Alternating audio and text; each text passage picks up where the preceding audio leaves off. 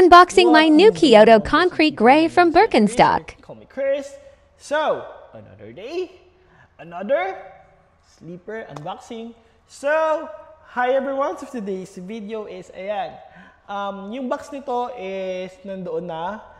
A quick story lang is, kasi yung aking lalagyan ng mga damit is nasira. So, lahat ng mga formal shoes ko is nabagsak.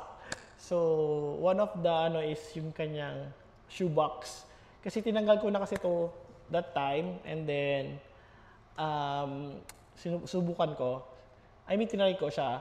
And hindi ko na nabalik sa kanyang box. So, ayun. So, this is another luho unboxing. Ayan. So, this is my second Birkenstock Kyoto. Ayan. So, if you remember, I have the gray one. Ayan. So, the gray one, mukhang gray siya dito, guys, pero this is the color brown. So, brown po yan. Ayan. Yung color gray nito is nandoon sa aking maleta for a while. Ayan, enough ko na yung ilaw just to prove to you na color brown po siya. Ayan, kasi same color lang din talaga siya, honestly. So, this is the brown color of Kyoto. Ayan.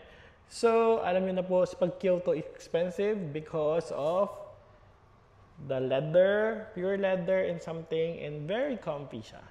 So, this is my second pair of Kyoto. Ayan. I have the clogs na Birkin. I have the 3 colors, I think, or 4 colors of Birkin na clogs. Ayan. And this is my second Kyoto. I'm planning to buy the blue one o di kaya the black one. Kung kaya pa sa budget. Kasi nasa 10,990 ko to nabili for this Kyoto na to. Ayan. And one of the best buy naman siya. Ayan. So, ang ganda nito pang airport or something. And yeah. So, I buy this one kasi meron akong sleeper sa aking sasakyan. Ayan. So, yeah.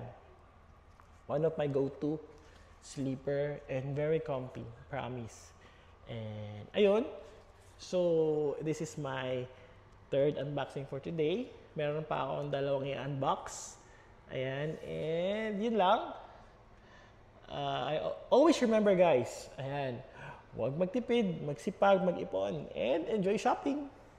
Yes. Bye.